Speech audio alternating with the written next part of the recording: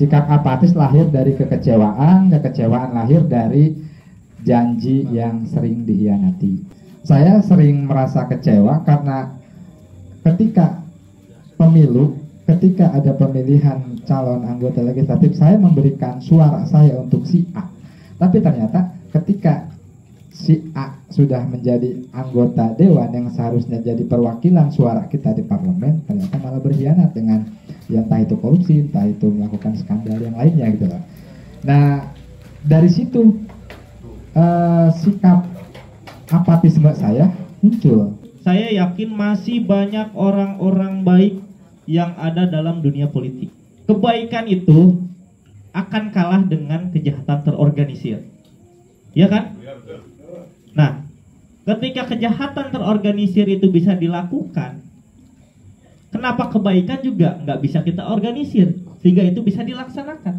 Apatisme itu soal 3. Pertama, ketidakpedulian. Kedua adalah ketidakpercayaan. Ketiga adalah ketidakberdayaan. Jadi kita tidak berdaya melakukan sesuatu dan sesuatu karena sesuatu itu diciptakan oleh situasi yang ada. Jadi kita sebagai korban sebetulnya. Jadi ketika kita tidak mau sesuatu, ya kita apatis gitu. Jadi bukan kita yang ciptakan, tapi situasinya yang ciptakan, boleh kita memilih tidak lakukan itu gitu.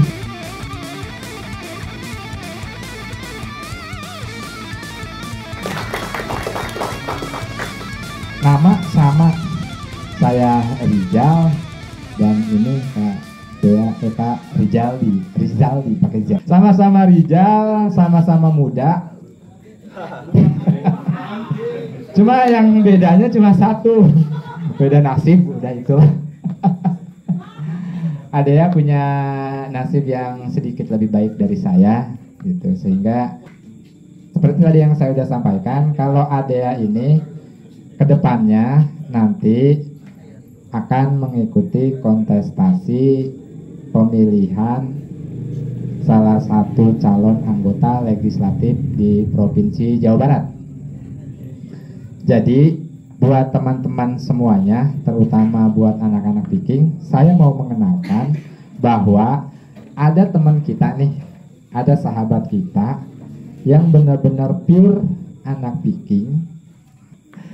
Saya tahu persis, walaupun saya nggak dekat sama Adea, tapi saya tahu persis. Saya ikut komunitas Viking itu di Karawang, maksud saya di sini dari tahun 2010.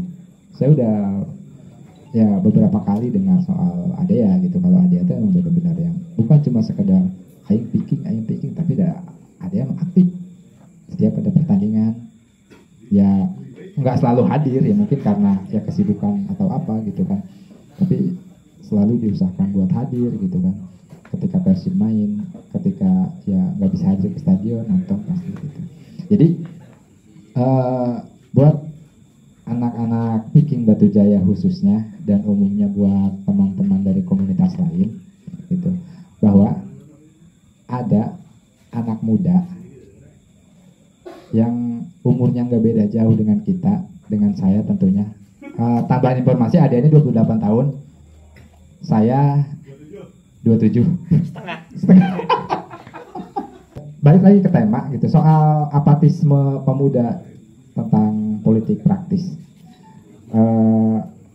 Ada yang mungkin punya pandangan lain soal itu gitu, dan tentunya pasti punya karena kemarin kita udah sempat ngobrol panjang lebar soal apatisme pemuda gitu. Karena seperti yang sudah saya ungkapkan tadi gitu kan, sikap apatis lahir dari kekecewaan, kekecewaan lahir dari janji yang sering dikhianati gitu. Kami persilakan Adea untuk menyampaikan beberapa poin soal apatisnya anak muda. Cik. Baik, terima kasih buat Arijal selaku moderator. Alhamdulillah saya juga bisa datang ke sini dengan undangan seorang Bro Rijal, di mana beliau adalah ya mungkin kita bisa kenal dan tahu begini karena memang di Viking Karawang ya. Alhamdulillah kemarin juga sudah berkunjung ke rumah, dan yang penting itu bukan beda nasib. Nasib itu sebetulnya bisa diperjuangkan. Bagaimana kita untuk mencapai nasib kita itu sendiri. Beda dengan takdir, kalau takdir itu udah pasti. Nah itu Jadi kalau Nasib A untuk saat ini menjadi moderator, siapa tahu kedepannya Nasib A juga bisa menjadi wakil rakyat gitu A. Kita kan nggak ada yang tahu, cuman persoalan itu kembali lagi kepada diri kita masing-masing gitu. Mau nggak kita mencapai ke arah tersebut gitu, demi menggapai cita-cita dan harapan sesuai apa yang kita inginkan. Mungkin itu Arijal terkait dengan nasib. Balik lagi kepada soal apatisme pemuda ya dalam dunia politik. Ya mungkin sikap ketidakpedulian itu lahir karena kekecewaan. Tapi yang harus digarisbawahi, saya tidak sepakat dengan apatisme yang ada dalam kalangan pemuda. Karena apa? Yang pertama, sebetulnya pemuda itu bukan apatis, lebih ke silent sociality, dalam arti tertidur. Kalau misalnya pemuda itu sifatnya sudah apatis, mungkin hari ini teman-teman dari Batu Jaya, dulur-dulur yang ada di Batu Jaya tidak akan hadir, Arijal, terkait dengan diskusi kita hari ini tentang kepemudaan. Ya, begitu kan? Sepakat ya? Sepakat. Besar atau kecilnya, sifat apatisme itu tidak perlu kita terapkan dalam kepemudaan. Ya mungkin bilang saja mereka itu peduli, tapi secara pasif. Karena apa ya? Itu tadi karena kekecewaan. Mungkin yang kita bahas di sini pasifnya mereka dalam dunia politik gitu. Sekarang tidak memungkiri bahwa sekarang itu adalah era digital, di mana semua perubahan begitu cepat. Dari yang tadinya saya berbincang dengan Arul budaya membaca, sekarang banyak budaya HP. Iya kan? Mungkin dari HP tersebut banyak informasi-informasi yang sifatnya global dan tidak bisa disaring dan ditelan mentah-mentah informasi tersebut dan menyebabkan kecewaan. Itu intinya. Cuman balik lagi, dulur-dulur sekalian yang ada di sini, baik buruknya politik, kotor bersihnya politik itu bagaimana cara sudut pandang kita, paradigma kita terhadap politik tersebut. Makanya apa? Informasi yang disampaikan di era digital ini, jangan sampai kalian memandang sesuatu itu dalam satu bidang. Harus berbagai bidang. Contoh misalnya gini, bangku ataupun meja lah. Meja dari saya kelihatannya ini segi panjang, tapi di sisi lain ada yang bilang persegi, di sisi lain ada yang bilang segitiga. Nah itu, informasi kalian itu sebetulnya tidak boleh dalam satu sudut pandang, harus berbagai dari sudut pandang. Karena untuk mencerminkan bahwa itu bentuk bidang yang memang sempurna. Belum tentu apa yang katakan kalian terima informasi itu A, di satu sisi lain bisa berkata B. Begitu contohnya. Dia balik lagi kepada paradigma ataupun pandangan kita terhadap politik itu seperti apa.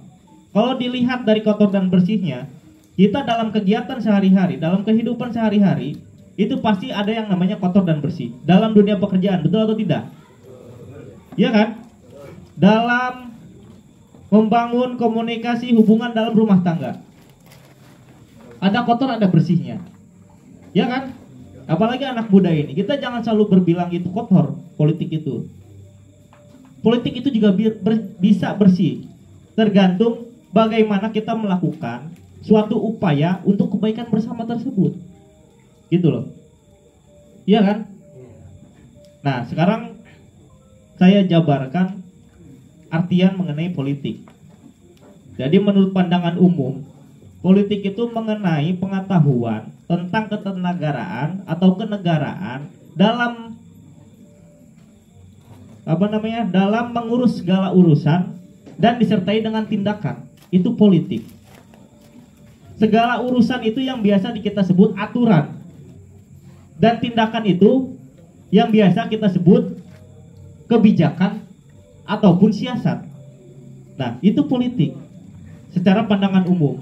Nah, secara pandangan para filsuf Yunani kuno, saya mengambil salah satu contoh dari pandangan atau paradigma Aristoteles tentang buku politik, bahwa politik itu adalah ilmu yang sangat praktis. Jadi ilmu politik itu bukan soal pengetahuan, tapi soal tentang tindakan.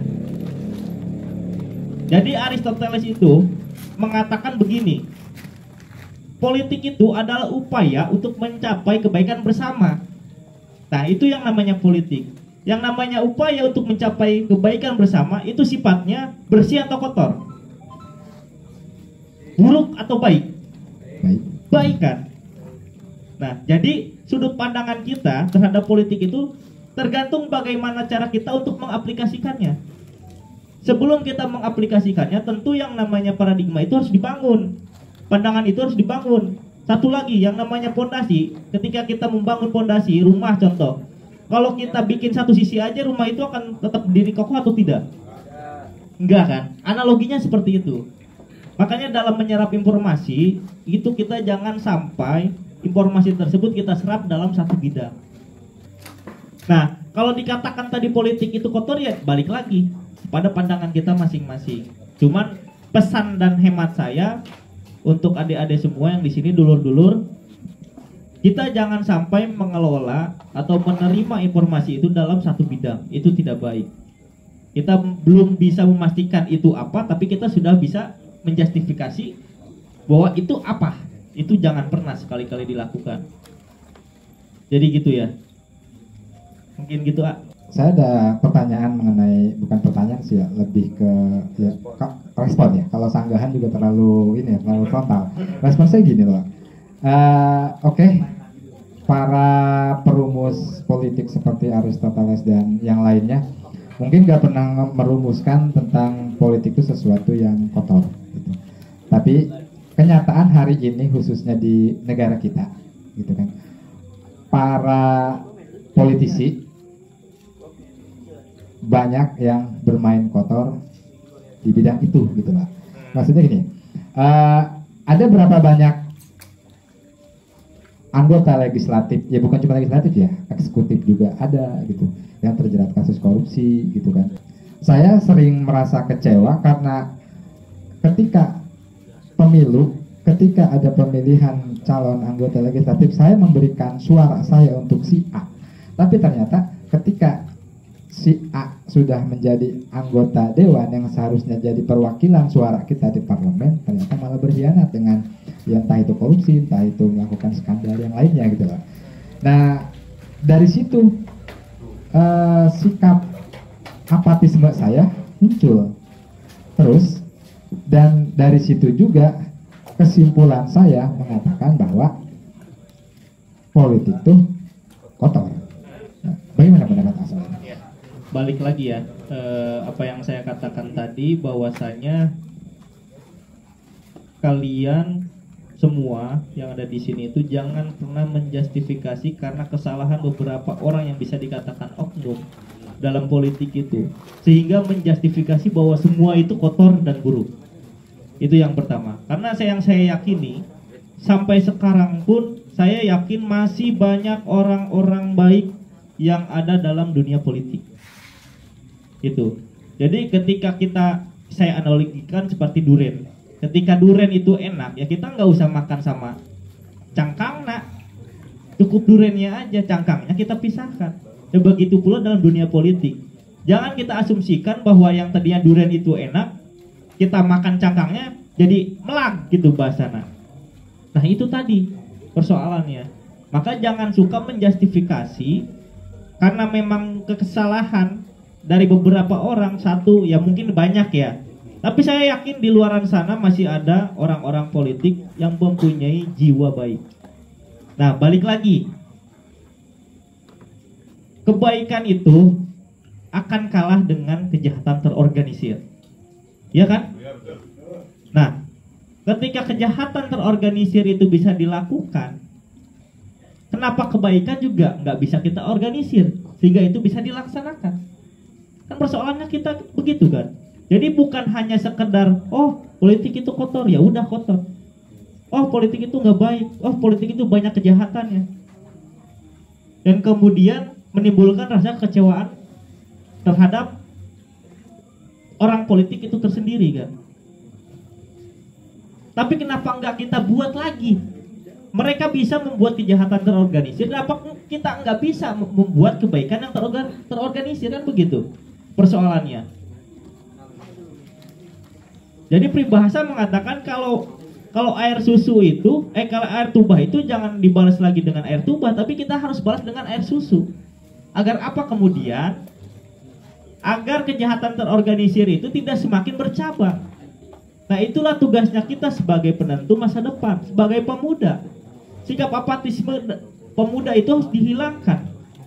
Sikap ketidakpedulian, sikap masa kebodohan itu yang memang betul harus dihilangkan. Karena apa? Kita yang akan menjadi masa depannya. Kalau hari ini kita masih apatisme, kita masih tidak peduli, kita masih masa bodoh terhadap politik yang ada di sekarang. Padahal politik itu menentukan bagaimana kebaikan untuk bangsa dan negara ke depannya. Jangan salah. Itu diakui atau tidak diakui, memang sistemnya seperti itu. Dalam merubah suatu kebijakan yang sangat besar, ya kita harus masuk dalam sistem politik. Kan begitu. Mungkin saya minta waktu sedikit untuk menjelaskan gitu ya. Sebenarnya dari mana atau awalnya tuh bagaimana, kenapa kita bisa apatis gitu ya. Bahkan saya menarik sudut pandang begini. Kalau tadi ada yang katakan bahwa kita jangan sampai menjustifikasi semua hal yang kita dengar, berarti dalam pikiran saya kita juga jangan percaya bahwa apatis itu buruk. Itu yang pertama ya. Jadi mungkin apatis dalam sisi lain bisa jadi baik. Nah ini menarik karena ini kaitannya dengan kenapa percaya hadir ya. Jadi menurut saya kemampuan kita dalam berbahasa atau kemampuan kita dalam berkomunikasi itu adalah inti dari segala cara kita berkehidupan gitu ya. Kita bahkan teman-teman sekarang sedang menyimak itu sebetulnya sedang memproses informasi yang teman-teman akan pilih mau kita simpan atau enggak gitu ya. Atau mau kita proses atau kita mau share lagi atau enggak. Atau barangkali mungkin teman-teman ya udahlah. Nanti ini mah cuma nanti lewat lah masuk kuping kanan kuping kiri. Itu dia yang disebut sebagai sebuah kegiatan literasi. Sederhananya gini. Literasi itu sebetulnya adalah mungkin kalau di awang-awang tuh terlalu beratnya ya. Jadi gampangnya adalah literasi itu adalah bagaimana cara kita mengelola semua informasi yang kita terima gitu ya. Intinya itu. Jadi ini kaitannya dengan justifikasi ini. Berarti kalau kita menelan mentah-mentah, berarti ada kesalahan dalam metodenya gitu.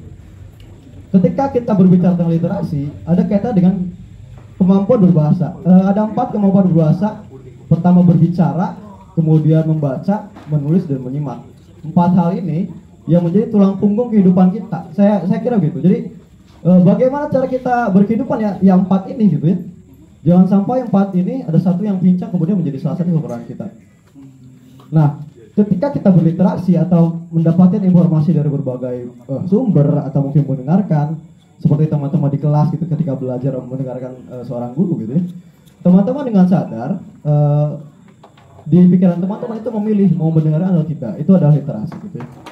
Nah, kaitannya dengan apatisme adalah menurut saya apatisme itu adalah dampak buruk dari kegagalan kita berliterasi. Berliterasi itu pada dasarnya adalah kita merespon segala apapun yang ada di sekeliling kita gitu. Nah, ketika kita sadar bahwa itu pedulian atau itu literasi, ada kaitannya dengan kesadaran. Jadi dalam pandangan Paulo Freire gitu ya, salah seorang sosiolog dan juga orang yang saya yakin salah satu di dunia yang membesarkan pendidikan gitu ya, bilang bahwa cara kita memahami sesuatu itu ada 3 tingkat teman-teman. Yang pertama tahu, kemudian paham. Tapi kalau cuma 2 itu belum terlalu dalam gitu ya. Kemudian yang ketiga ada namanya sadar. Nah, kesadaran ini adalah lawan dari apatisme gitu ya. Jadi secara sederhana seperti yang tadi Adia juga katakan, apatisme itu adalah sebetulnya adalah ketidaksadaran dan ketidaktahuan tentang sebuah hal kemudian berujung pada ketidakpedulian. Menurut saya gitu. Jadi awalnya karena tidak tahu, kemudian berujung pada tidak peduli gitu. Nah, menariknya adalah soal apatis ini, mungkin nanti teman-teman bisa gambarkan di otak masing-masing. Saya merasa bahwa apatisme itu tidak kita ciptakan sendiri, tapi diciptakan oleh sebuah situasi. Contoh misalnya gini. Kalau tadi Arijal bilang bahwa wah politik ini kotor gitu ya. Secara sederhana saya tergambar bahwa berarti apatisme Arijal ini dibentuk melalui situasi yang Arijal rasakan. Berarti Rijal sebagai korban dan merasa apatisme itu gitu ya. Ketika Rijal tidak melakukan kesadaran atau melakukan tindakan seperti yang tadi kita bilang bahwa itu adalah politik, ya kita terserang apatisme gitu. Itu yang saya perhatikan dan saya pahami. Jadi kembali ke tadi bahwa penting sekali untuk berliterasi teman-teman. Membaca, saya tidak pasangkan teman-teman untuk membaca buku, tidak, karena itu mungkin kaitan dengan minat. Saya pengen teman-teman belajar bagaimana caranya untuk memahami apa yang informasi kita dapatkan, itu minimal sumbernya dari mana, benar atau tidak gitu ya. Kemudian bagaimana dampaknya untuk kita. Contoh misalnya tentang Gaza Palestina, kita sering banget ada orang yang berkoar-koar, ayo kita peduli tentang Palestina, kita donasi segala macam. Tapi kita tidak berpikir sampai sejauh mana sebetulnya kita bisa menyentuh dan memang membantu mereka gitu. Itu yang mungkin tadi yang kaitan dengan literasi tadi gitu. Jadi kesimpulan saya adalah apatisme itu soal tiga. Pertama ketidakpedulian, kedua adalah ketidakpercayaan, ketiga adalah ketidakberdayaan. Jadi kita tidak berdaya melakukan sesuatu dan sesuatu karena sesuatu itu diciptakan oleh situasi yang ada. Jadi kita sebagai korban sebetulnya. Jadi ketika kita tidak melakukan sesuatu, ya kita apatis gitu. Jadi bukan kita yang menciptakan, tapi situasinya yang menciptakan, kemudian kita memilih tidak melakukan itu, gitu yang saya pahami. Oke, penjelasannya panjang kali lebar ya, kali tinggi. Jadi apa inti poinnya? Ketika kita masuk di dalam sistem, yang namanya kebijakan, yang namanya aturan, itu bisa kita rubah di luar apa di dalam? Di dalam ya. Nah, daripada orang yang mewakilkan kita, yang lebih baik kita sendiri ya sebagai anak muda yang untuk mewakilkan sistem tersebut, yang kemudian itu akan berefek ataupun menjadikan manfaat bahwa kita keterwakilan sebagai pemuda yang ada di dalam bisa menyerap atau mengakomodir aspirasi-aspirasi yang ada, kan begitu. Jadi nggak ada jalan lain kalau menurut saya ketimbang misalnya contoh ada ya, kalau merubah sesuatu kebijakan itu lebih baik demo atau saya mencalonkan. Saya jawab saya akan mencalonkan. Kenapa? Itu akan lebih pas dan itu akan lebih efektif. Ketimbang apa? Ketimbang kalian teriak-teriak di luar tanpa ada orang yang di dalam mengakomodir. Pesannya itu. Jadi mau bagaimanapun harus ada perwakilan kita sebagai kalangan pemuda, itu harus ada di dalam. Karena apa? Ya kita ini adalah penentu masa depannya. Jadi baik buruknya daerah Kerawang ini ya tergantung kita hari ini apa yang kita lakukan. Jangan harap Karawang itu bisa maju ke depannya kalau sifat apatisme kalian itu masih ada di dalam diri kalian. Kan begitu persoalannya. Karena nggak mungkin kan bapak-bapak kita, orang tua kita yang sekarang sedang duduk menikmati jabatan yang ada, menjadi bupati, menjadi wakil bupati, menjadi anggota DPRD, itu kan ada masanya. Nggak akan mungkin beliau-beliau terus kan. Pasti ada yang namanya regenerasi. Nah sebelum regenerasi itu ada, sebetulnya kita harus menyiapkan diri kita untuk ke arah situ. Kan nggak mungkin untuk Kerawang ke depannya misalnya 10 tahun lagi ke depannya. Masa masih sekarang bupatinya PLT ya? Ajaib. Masa mau ajaib terus? Kan enggak. Iya kan? Nah kita itu harus sadar dalam politik tersebut, karena kebijakan itu bisa dirubah di dalam sistem politik. Di luar daripada itu ya kita nggak bakal bisa rubah. Kita bisa merubah di luar ketika memang ada yang mengakomodir di dalamnya. Kalau itu satu pemikiran dengan kita, kalau tidak ya tidak akan diakomodir. Apalah sia-sia kalian menyampaikan aspirasi kan gitu, capek-capek. Tapi paling setidaknya ketika memang ada perwakilan kita yang ada di dalam, kita nggak usah teriak-teriak, kita nggak usah demo-demo, cukup datengin kalau kita kenal. Aspirasi iya kan, kiwai ya, dan turun misalnya banyak masyarakat yang membutuhkan, kan kadinya tanpa harus kita jalur darat gitu kan. Kita jalur dekat pun kan bisa gitu. Nah itu pesan khususnya. Jadi kalian itu jangan pernah menyimpan sifat apatisme kalian dalam bentuk berlebihan. Dan satu sisi lain ya karena memang tadi betul apa yang dikatakan sama Arul ini. Bukan karena salah orangnya, tapi salah kitanya dalam menyerap informasi. yang bisa dikatakan literasi tadi. Kalau kita yang namanya menyerap informasi itu salah mengelola, jangankan yang salah gitu, yang benar juga bisa jadi salah. Kan itu pandangan kita. Kita bisa mengatakan itu benar ataupun baik kalau misalnya kita sudah melihat secara keseluruhan, secara global. Iya kan? Jadi gitu teman-teman sekalian, buat dulur-dulur ya. Jadi jangan, saya meminta untuk sifat apatisme kalian ya cukuplah dihilangkan. Karena apa? Satu coblosan kalian itu sangat menentukan Karawang ke depannya. Mau dibawa kemana? Kalian mau Karawang ini dipimpin oleh orang yang tidak ahli dan tidak bidangnya? Enggak kan? Maka dari itu harus dengan ahli dan bidangnya. Kan begitu. Kalau tidak ahli dengan bidangnya, apa yang akan terjadi? Bobrok, kehancuran yang ada. Nah, daripada kalian terus menyimpan sifat apatisme kalian lebih baik membuka alam sadar kalian. Apa yang dikatakan Arul tadi betul. Sadar terhadap Karawang ke depannya. Setidaknya kita tidak bisa memberikan suatu hal yang terbaik untuk Karawang. Paling tidak kita mencoblos itu akan menjadikan satu hal yang baik untuk Kabupaten Karawang. Nah, pola pikir kita itu yang harus dirubah. Mindset kita itu yang harus dirubah. Cara pandangan kita itu yang dirubah. Paradigma kita itu yang harus dirubah. Jadi begitu. Jadi jangan kalian mikir, oh politik itu kotor. Udahlah, bodo amat. Yang penting gue masih bisa makan, ya kan? Masih bisa main. Makan dan mainnya kalian hari ini belum tentu anak-anak muda 10 tahun ke depan, 20 tahun ke depan itu bisa melakukan apa yang kalian lakukan hari ini. Iya kan? Karena apa? Kalian sudah tidak peduli dengan daerah Karawang ini, negara dan bangsa. Ketidakpedulian kalian hari ini itu akan mencerminkan 10 tahun, 20 tahun ke depan. Iya enggak? Ya makanya deh itu saya mengajak pada dulur-dulur semua yang ada di sini, yang di Batu Jaya, apatisme itu kita harus hilangkan. Kita ganti bagaimana peran pemuda untuk kebaikan Karawang. Nah itu yang saya mau. Saya mencontohkan bahwa kalau misalnya pemuda itu masih apatis, saya di sini sebagai figur pemuda dan saya tidak apatis. Dan saya menyangkal bahwa pemuda itu apatis, ternyata tidak. Karena apa? Dengan adanya tema yang malam hari ini kita buat, teman-teman Batu Jaya yang ada di sini semua mensupport. Dalam arti apa? Kalian itu sebetulnya peduli.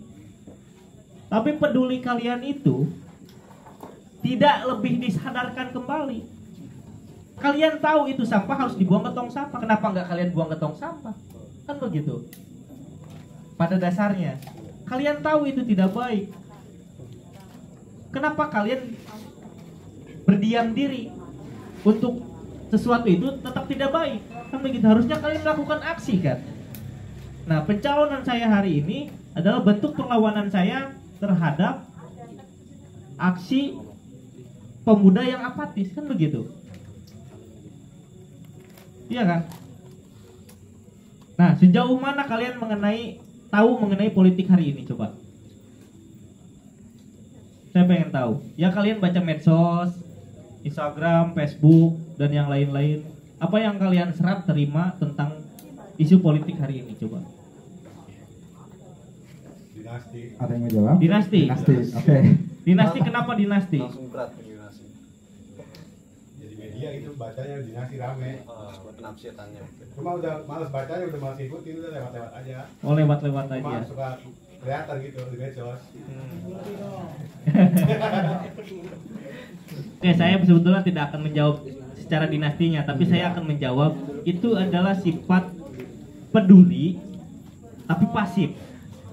Dalam arti kan kalian ini masih peduli sebetulnya, ya enggak? Tentang apa yang terjadi gitu. Mau di daerah maupun di nasional. Nah, kenapa enggak kalian kembangkan menjadi yang tadinya pasif menjadi aktif? Karena apa? Ya balik lagi tadi. Kebaikan Karawang itu ada di tangan kalian. Kalian itu sebagai penentu. Kalau kalian hari ini leha-leha, jangan harap Kerawang itu bisa maju. Kalau kalian hari ini bersenda gurau, jangan harap Kerawang itu ke depannya bisa berkembang. Kan begitu. Tapi kalau apa yang kalian hari ini lakukan, sebetulnya dengan diskusi ini, dan saya yakin ketika di Batu Jaya ada, di kecamatan lain ada, yang lainnya juga ada, saya yakin 5 tahun ke depan Karawang itu akan berkembang lebih besar. Amin. Dan itu yang diharapkan. Ya mungkin tadi dari tingkat kesadaran itu memang perlu kalian tingkatkan dulu. Dari kesadarannya dulu. Kesadaran terhadap apa? Jangan kalian bilang politik itu kotor. Itu yang pertama. Yang kedua, jangan pernah sekali-kali kalian itu menganggap sebelah mata ya udah selesai. Jangan. Yang ketiga, ketika memang ada pencoblosan, kalian itu jangan pernah golput. Karena apa? Kalian tidak bisa melakukan hal yang terbaik untuk Kerawang secara langsung. Paling tidak, tangan kalian itu menentukan untuk kebaikan Kerawang. Kan begitu ya? Sepakat ya? Sepakat. Tapi yakinin saya untuk nyoblos gitu. Nyoblos ke siapa? Kang Dea gitu, bisa yakin kok Kang Dea tuh jujur layak buat Oh. pilih gitu. Ya. Berarti inilah pertanyaan langsung to the point ini. Ya, iya. Enggak, tadi kan kita Harusnya kita tuh ngambang. Tadi Harus kan tembak kita- pertanyaan itu ya, tapi langsung ya ya bisa nggak dijawab. apa-apa. Iya. Jadi begini, pada prinsipnya saya mencalonkan itu mempunyai 2 niat. Yang pertama, menegakkan keadilan dan kebenaran. Yang kedua itu untuk membantu kaum-kaum yang lemah. Lamun jeung cara bahasa Sundana, nulung kanu butuh, nalang kanu susah, nyaangeun kanu poekeun tah eta. Gak ngerti kan? Tapi itu tengah artinya ya. Hampir semua nggak ngerti ya. Berarti jadi Tulung tahu. kanu butuh itu apa? Kita memberi bantuan ke yang membutuhkan. Jangan kita memberi bantuan yang tidak membutuhkan. Itu yang pertama. Yang kedua, nalang kanu susah. Nalang itu apa? Ya sama kayak nulung kanu butuh. Kita membantu kanu yang sengsara, kan bahasanya gitu, yang lemah. Nyaangeun kanu poekeun, artinya apa? Nerangin sama yang kegelapan misalnya gitu. Goib. Bisa dijelaskan lebih spesifik lagi nggak? Maksudnya program-program itu kan masih iya, secara iya. umum ya gitu. Mungkin Adea udah punya langkah-langkah. Nanti dia Iya. akan seperti Iya. ini. Yaitu secara umumnya itu yang niatan saya itu ada 2. Yang pertama menegakkan keadilan dan kebenaran. Yang kedua itu membantu orang-orang yang lemah, yang kaum minoritas. Secara spesifikasinya, apa yang bisa saya lakukan itu ketika memang posisinya saya sudah terpilih dan saya tahu bidang saya itu di komisi apa. Cuman saya juga punya ancang-ancang. Saya inginnya di komisi industrialisasi. Karena Karawang ini berkenaan dengan pabrik ya. Kita tahu semua bahwa Karawang ini mempunyai pabrik terbesar. Karawang dan Bekasi ya. Karawang dan Bekasi ini mempunyai pabrik terbesar se-Asia Tenggara, bukan se-Indonesia lagi, bukan se-Jawa Barat lagi. Tapi kenapa kita masih sulit mencari pekerjaan? Itu kan? Itu persoalannya. Nah, saya bisa jawab. Sebetulnya ini konsep saya tidak akan saya bukakan sekarang, cuman karena memang ditodong ya udah. Kan gitu. Karena tadi pertanyaannya bagaimana cara meyakini saya supaya milih Adea kan begitu. Dalam menanggulangi pengangguran, saya ingin menciptakan program bahwa satu kecamatan itu harus ada 1 BKK.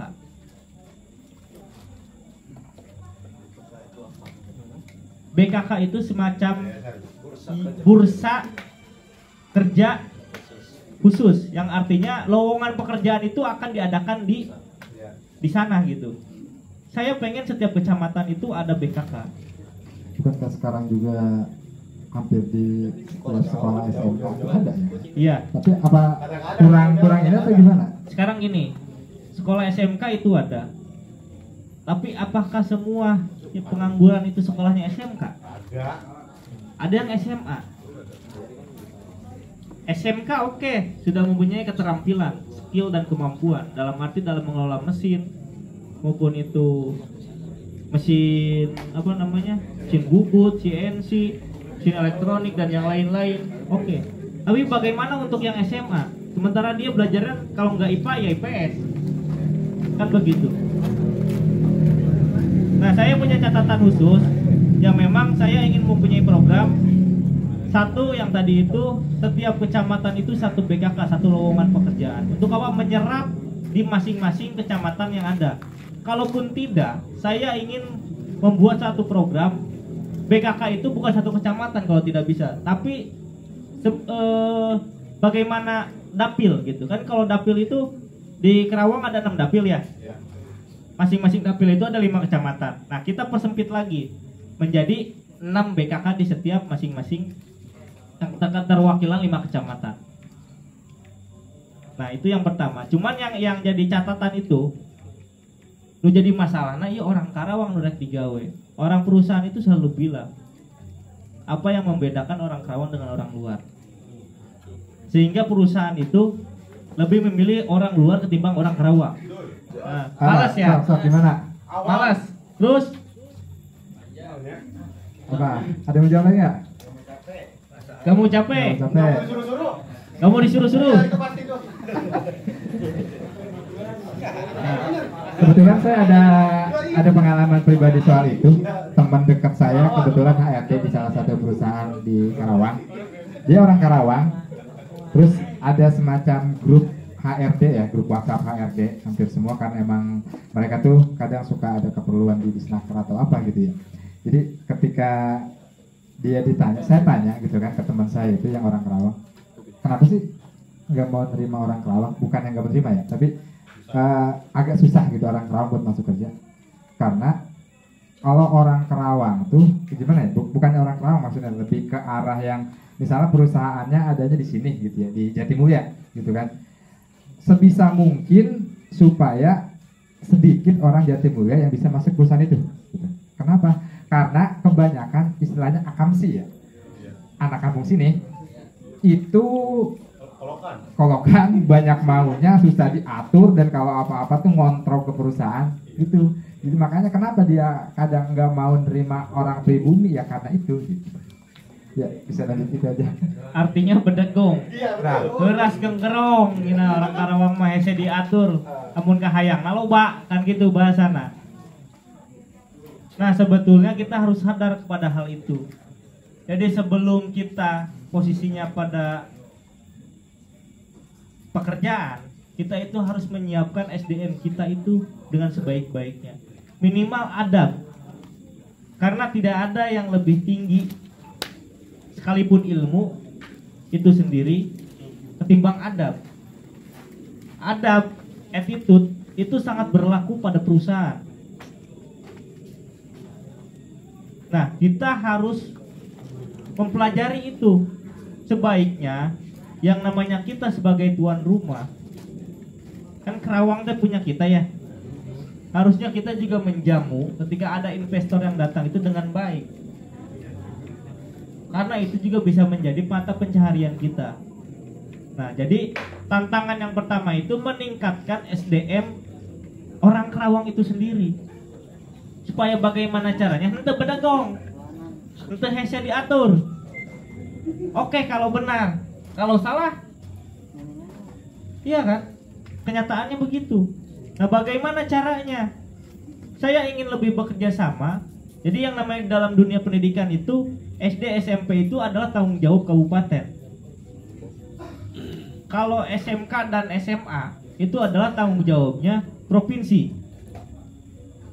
Nah, ini permasalahan pengangguran ini kan adanya setelah pasca di SMA dan SMK, ya enggak? Dan itu tanggung jawab saya ketika nanti saya diberikan amanah. Nah, saya ingin meningkatkan SDM, terutama tentang attitude, tentang adab. Saya ingin bekerja sama dengan seluruh yang ada di Kerawang, sekolah menengah atas atau sekolah menengah kejuruan, di mana attitude itu lebih penting ketimbang ilmu. Kalau ilmu kita bisa mempelajari, Banyak juga kok lulusan yang SMA, taunya dia kerja di mesin. Nyambung tuh? Gak nyambung kan? Tapi ada yang seperti itu. Nah, eta tah. Jadi kia Kang. Nah itu tuh ya. Posisi yang mesti kenapa kita harus pakai uang? Karena mindset itu sudah terbentuk dalam pihak perusahaan. Nah, coba kamu posisi baretona gitu. Orang Karawang balager, orang Karawang saroleh, orang Karawang daraek diatur lamun misalnya kita ngerjakan sesuatu. Yang penting itu demi kebaikan bersama. Mau aya tanya nyogok, mau aya nage mana deh ya orang Karawang mau yang digawe kan gitu persoalannya. Tapi karena ini didasari dan diawali oleh yang sudah-sudah, jadi kena imbasnya pada kita semua kan yang ada di sini. Betul nggak? Saya nggak setuju kan kalau kayak gitu, saya nggak setuju. Gimana coba? Kalau bahasanya didasarinnya karena orang Karawang sendiri yang emang males, nggak mau disuruh, nggak mau ini, akhirnya orang Karawang harus nyogok, saya nggak setuju. Terus Sebenarnya kalau emang di posisinya digratisin nih, masuk kerja normal. Harus pinter deh kasarnya. Ngadu skill, ngadu bahasanya kadang bisa. Tapi kan emang dasarnya kita orang pribumi yang emang cuma modal dengkul, modal otak tanpa bawa uang, kalah sama mereka yang pendatang datang yang emang udah siap segala-galanya, uangnya siap, otaknya siap, tapi kita yang tersisih. Akhirnya yang bikin kita kayak gitu, gua masuk kerja bodo amat, gua udah bayar ini, itu akhirnya yang bikin kita kayak gitu tuh makin berdegong ya karena itu. oh, makin berdegongnya karena gitu. Gua udah bayar, bodo amat kan gitu bahasanya. Ya artinya kan sifatnya oknum ya Kang ya. Betul. Kita tidak setuju dengan oknum-oknum yang di luar, maupun itu orang Kerawang ataupun orang lain yang sifatnya bisa menyisihkan kita, kan begitu. Cuman balik lagi, kita juga harus tahu diri, kita juga harus sadar diri. Kita jangan meminta suatu hal yang lebih besar. Contoh, kita jangan meminta pesawat terbang ketika kemampuan kita ada di sepeda motor. Jadi gitu. Cuman ini banyak temuan yang memang posisinya perusahaan itu ya tidak mau dengan orang Karawang itu karena posisinya yaitu tadi males-malesan. Oknum yang mendidik kita kan. Oknum yang mendidik kita kayak gitu. Oknum. Bisa nggak? Apa sih? Bisa nggak sih ngilangin si oknum-oknum yang ngedidik kita sampai akhirnya kayak gini? Ya sangat bisa. Kenapa nggak sangat bisa? Sekarang sebetulnya dalam program itu memasukkan pekerjaan itu semua gratis, kan begitu ya? Gratis. Semua bekerja sama perusahaan itu semua bekerja sama dengan Disnaker. Mau perusahaan otomotif, mau perusahaan makanan, semua itu ada kerjasama dengan Disnaker. Sebetulnya hal tersebut itu secara gratis kita dalam mendapatkan suatu pekerjaan. Cuman lagi-lagi oknum itu sebetulnya posisinya masih dari orang luar. Jadi balik lagi kedekatan. Kedekatan ini posisinya karena orang Karawang ini tadi dianggapnya bedegong gitu. Akhirnya banyak yang masuk orang-orang luar nih yang dalam pabrik. Sementara itu di dalam pabrik itu yang menjadi HRD, yang menjadi supervisor, yang menjadi leader itu bukan orang Karawang. Itu persoalannya kenapa kita sulit untuk masuk ke dalam perusahaan. Nah, kalau misalnya itu orang Karawang, leadernya orang Karawang, HRD-nya orang Karawang, supervisornya orang Karawang, sampai general manajernya orang Karawang, itu pasti nggak perusahaan mengutamakan orang Karawang. Mengutamakan kan? Artinya apa? Kita itu sebetulnya belum siap untuk bersaing dengan orang luar. Nah, kita harus sadar diri terhadap hal itu. Jadi harus perlu ditingkatkan skill dan kemampuannya. Nah, persoalan terhadap oknum ya memang karena itu tadi. Karena memang awalnya kita tidak bisa bersaing dengan orang luar untuk menempatkan posisi-posisi strategis dalam perusahaan, ya enggak? Coba kalau misalnya dulunya nih orang Karawang bersaing attitude-nya ada, ilmunya ada, skill dan kemampuannya ada. Yang pasti yang ditempatkan menjadi leader, supervisor, HRD, bahkan general manager pun itu pasti orang Kerawang. Ketika jabatan tersebut diisi sama orang Kerawang, yang akan dipilih itu orang mana yang akan bekerja, yang lebih didahulukan? Orang Kerawang kan? Karena apa? Pada prinsipnya sesuatu hal itu akan diterima ketika memang dia dekat. Itulah yang disebut dinasti. Dan kita tidak bisa pungkiri bahwa dalam kehidupan kita masing-masing tanpa disadari gitu ya, disadari itu sebetulnya juga sama dinasti. Ada satu PT keluarga semua itu Pak. Bapak lagi kakak. Bisa. Ya bisa dicek.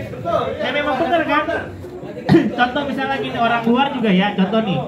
Orang luar juga datang dari Kerawang, misalnya Jawanya Jawa apa? Ketika memang di pabrik A misalnya, contoh orang Jawanya Kebumen. Pasti itu anak buahnya juga yang Kebumen semua kan, betul nggak? Betul. Itu fakta. Orang saya pernah tes, ikuti psikotes, semua tes ya. Masa tiba-tiba dia langsung masuk. Dokter apa dokter? Medikasinya artinya apa? Dokter tes lagi. Nah, itu persoalannya.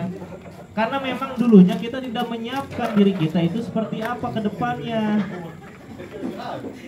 Nah, makanya dari itu ini adalah tugas dan PR kita bersama. Tugas dan PR kita bersama itu apa ya tadi? Mungkin sebelum kepada arahnya kita ingin bekerja, kita harus menyiapkan SDM kita masing-masing. Sumber daya manusia kita.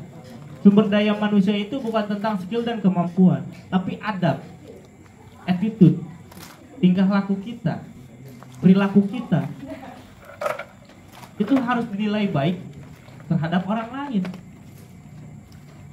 Ya kan? Masalah skill dan kemampuan itu nomor berapa, tapi kalau adab kita bagus, mau seperti apapun kita ingin meminta itu pasti akan dikasih. Kan itu intinya. Dan ingat para kaum muda nih, Rasulullah juga sebelum mengajarkan Islam, tentang keilmuan Islam, itu lebih dulu meyakini tauhid, dalam arti adab dan adat istiadat, adab, perilaku dia mencontohkan sebagai muslim sebelum mengajarkan ilmu agamanya. Jadi adab itu di atas segala-galanya. Nah, SDM itu bisa ditingkatkan ketika adab kita ini sudah mulai sadar. Begitu kan? Nah, baru nih kesananya kita bisa bersaing dengan orang luar. Kita bisa menempatkan orang kita untuk menjadi leader, menjadi supervisor, bisa menjadi HRD, bisa menjadi general manager. Nah, di situ barulah peluang-peluang orang Karawang itu akan lebih banyak ketimbang orang lain. Karena apa? Sifatnya pekerjaan. Ya itu kan tadi ya, sama juga kan politik juga ada dinasti. Nah, pekerjaan juga sama kan? Iya, udah pasti jelas. Udah pasti jelas kan? Sebelum kita kepada hal yang lebih jauh, kita ingin suatu pekerjaan, lebih baik kita menyiapkan, yuk sama-sama menyiapkan sumber daya manusia kita. Dan itu saya akan memprogramkan, saya akan bekerja sama dengan pihak-pihak sekolah terkait seperti SMA dan SMK. Dan itu sebetulnya tanggung jawab dari provinsi. Yang kemudian yang pasca lulus dari SMA dan SMK itu akan terserap kepada masing-masing perusahaan. Dan sebetulnya saya juga ingin apa ya? Di luar daripada itu ingin menciptakan les tambahan, dalam arti yang saya bilang tadi, yang namanya kalau kita target ke pabrik itu kan harus punya skill dan kemampuan. Paling tidaknya kita bisa mengoperasikan mesin kan. Yang namanya SMA balik lagi, dia tidak belajar tentang bagaimana mengoperasikan mesin, tapi dia belajar tentang bagaimana sosial, bagaimana manajemen organisasi, bagaimana IPT alam, tentang alam, kan begitu. Nah, saya ingin lebih bekerja sama dengan SMK dan SMA terkait. Minimal satu itu attitude, bahwa setiap guru-guru itu mewajibkan agar supaya muridnya tertib. Da ayeuna mah tong boro di keluar gawe gitu. Ari pekerjaan pengen yang bagus tapi pas sekolah tawuran malulu Pak, bolos wae Pak. Dan sebenarnya itu bukan salah kalian juga yang seperti itu, ini salah kita bersama. Tidak ada pendidikan yang lebih lanjut dari orang tua dan dari guru. Kalau misalnya pendidikan itu terus diamati, terus dipantau, itu tidak akan ada siswa yang seperti itu. Siswa itu terjadi melakukan sesuatu karena memang sudah dibiasakan oleh gurunya. Biasanya seperti itu. Tapi kalau gurunya disiplin, gurunya tertib, insya Allah siswanya juga pasti semuanya tertib dan disiplin. Balik lagi. Nah, selain daripada itu, untuk mengkanter yang namanya SMK kan sudah mempunyai skill dan kemampuan ketika dia sudah selesai ya.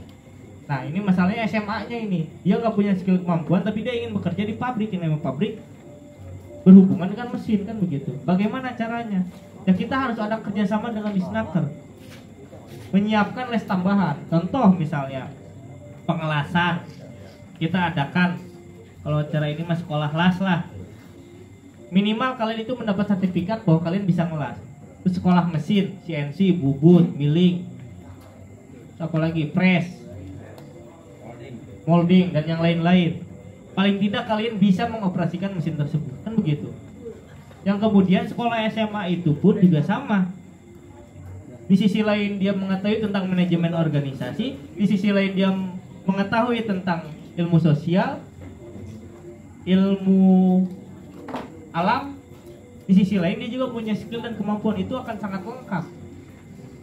Dan insya Allah ketika kalian mempunyai attitude bagus, skill kemampuan kalian juga terprogram, artinya bisa terlatih, pabrik tidak ada yang tidak bisa menolak, pasti pabrik menerima. Kalau masih ada yang menolak, tinggal sebutkan pabrik mana, ya mungkin nanti ketika saya menjadi anggota dewan, saya akan mendatangi pabrik tersebut. Bisa saya sidak.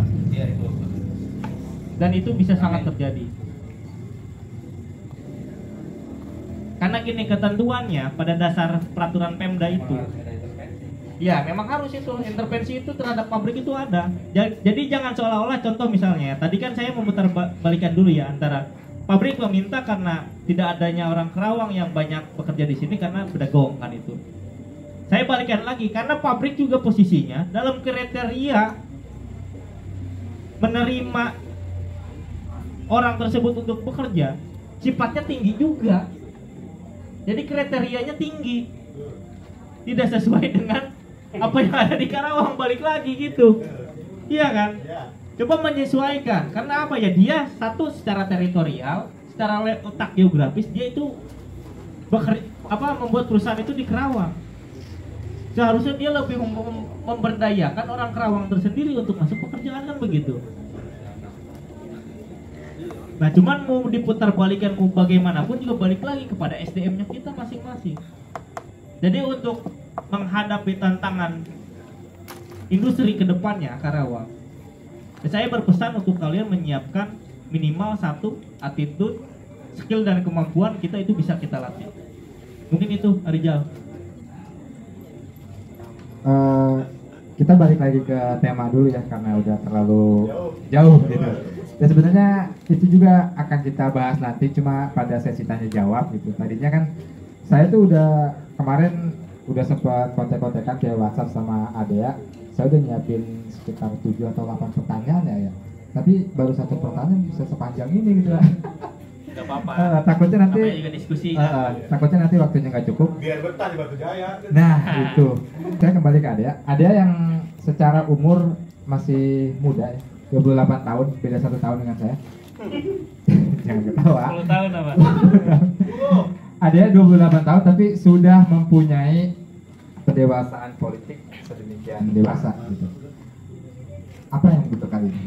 Bisa diceritakan mungkin latar belakang keluarga atau organisasi ketika kuliah atau apa gitu, sehingga ya buktinya pada periode lalu aja 2019 ada udah sempat mencalonkan diri ya waktu itu di DPRD Kabupaten Karawang dan sekarang mencalonkan diri untuk DPRD Provinsi. Bisa tolong diceritakan latar belakang yang mendasari itu? Ya intinya sih dari sikap kepedulian ya. Balik lagi kepedulian dan kesadaran saya sebagai warga negara Indonesia, di mana kedepannya itu memang betul bahwasanya Indonesia ini terutama khususnya Karawang itu butuh potensi-potensi muda yang siap nantinya akan menjadi pemimpin. Karena tidak ada, semua itu ada masanya. Orang tua kita itu ada masanya. Dan ketika kita tidak peduli hari ini, bagaimana untuk Karawang ke depannya? Itu mungkin yang bisa mendasari saya kenapa posisinya saya peduli terhadap politik. Jadi itu. Jadi balik lagi, saya peduli dan cinta terhadap kebaikan Karawang untuk kedepannya. Bahkan saya itu pada saat mencalonkan, kemarin mencalonkan nih, pemberkasan sudah selesai. Saya iseng-iseng kan, DPR RI sedang live di Instagram. Saya nonton, saya banyak lihat komentarnya. Ternyata isinya negatif semua terhadap wakil rakyat kita itu. Nggak ada kepercayaan. Pada saat itu apa coba saya? Yang tadinya saya menyalonkan, udahlah, gak bakal bener yang namanya doa ya tetap doa. Walaupun itu baik, ya bisa jadi buruk karena doa, kan begitu. Saya bilang ke istri saya, yang kayaknya aku bakal jadi deh nyalonin. Oh, kenapa katanya? Ini liatin aja tuh doanya pada jelek-jelek semua di Instagram gitu. Saya secara mental itu terkena. Karena apa? Saya yang punya niatan baik, ya, yang punya niatan baik ketika melihat doa itu buruk, kayak seperti apa gitu? Kayak air susu dibalas air tuba gitu, Tapi istri saya itu meyakinkan saya, kamu tetap pada pendirian, kamu tetap pada prinsip kamu. Ketika kamu ingin berbuat baik, kamu yakin hasilnya akan baik. Walaupun banyak fitnah-fitnah di luar, ya anggap itu sebagai fitnah, bukan sebagai doa. Kalau kamu menganggap itu sebagai doa, ya itu akan terjadi pada diri kamu sendiri dan efeknya kepada keluarga. Tapi kalau kamu menganggap itu adalah fitnah, apa yang kamu lakukan tidak sesuai dengan doa ataupun fitnah yang diujarkan oleh semua orang terhadap wakil rakyat, itu kan tidak akan menjadi doa. Intinya begitu, dia menguatkan saya untuk tetap pada jalurnya. Jadi intinya kalaupun memang tidak ada orang yang dikatakan dalam satu kaum tersebut buruk semua, ketika kamu baik dan sampaikan kamu baik dan kamu bisa mendoktrin mereka itu semua yang tadinya buruk jadi baik, kenapa nggak kamu lakukan daripada kamu cuma berdiam diri, hanya menonton, hanya mendengar tanpa melakukan aksi. Aksi kamu itu untuk kebaikan ya. Maka dari itu saya tetap pada prinsip saya, kembali lagi, oh iya betul, kalau bukan saya yang peduli, kalau bukan saya yang sadar, ketika Karawang ke depannya itu akan lebih buruk bahasanya gitu. Saya berdosa ketika pada saat Karawang itu buruk, karena saya tidak tetap berjalan pada pendirian saya untuk menjadi baik untuk Karawang. Jadi gitu, balik lagi. Nah itu mungkin Arijal. Jadi saya tarik kesimpulan lagi, kalau kesadaran politik itu terbentuk dari pribadi karena melihat ya orang-orang di sekitar yang masih banyak yang butuh pertolongan, butuh bantuan, uluran tangan dari Adea.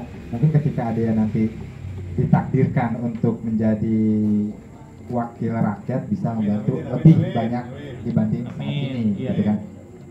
Selanjutnya gini, pertanyaan saya. Lebih spesifik ke arah, kita bicara Adea yang masih muda dan ya mudah-mudahan niat Adea untuk menjadi wakil rakyat terlaksana gitu. Di Batu Jaya ada satu situs candi yang amat tua ya, bahkan lebih tua dari Candi Borobudur, Candi Jiwa. Sampai saat ini proses ekskavasinya ya bukan cuma soal penggalian ya, maksudnya pelestariannya masih belum terlalu tersentuh gitu lah. Nanti gitu barangkali yang mudah-mudahan ada yang ditakdirkan untuk menjadi wakil rakyat di Provinsi Jawa Barat gitu kan, mungkin ada punya wacana, punya rencana, ini Candi Jiwa itu mesti diapain nih?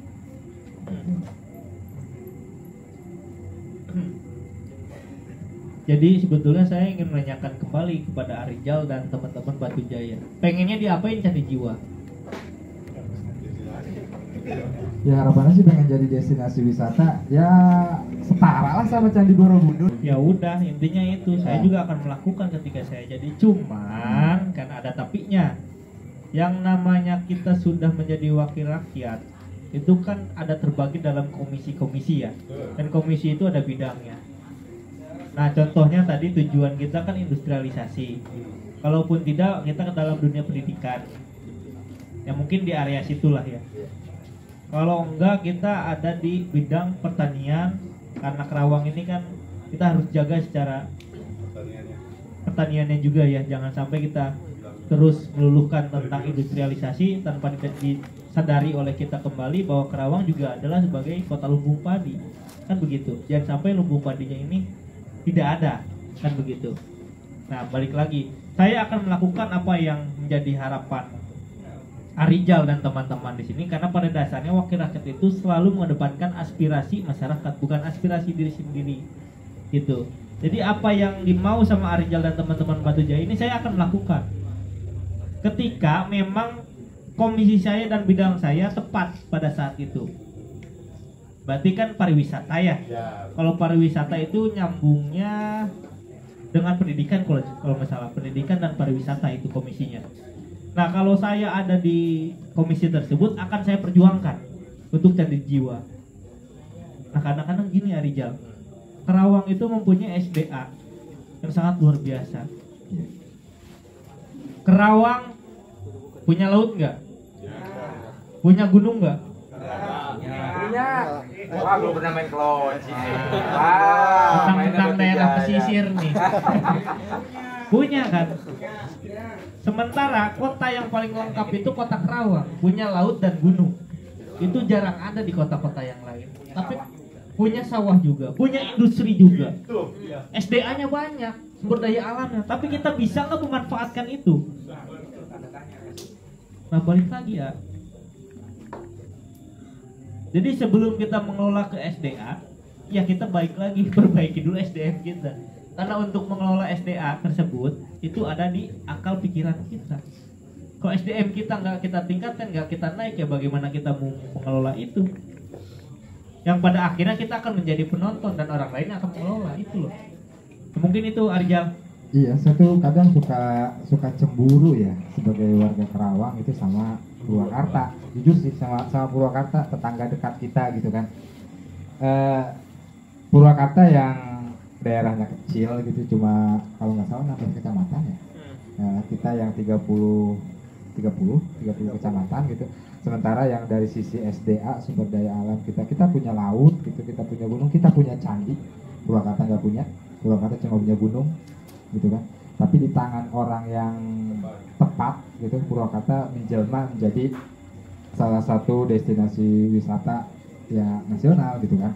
Kerawang walaupun punya laut, punya candi, punya gunung, tapi cuma orang-orang lokal yang bisa menikmati gitu kan.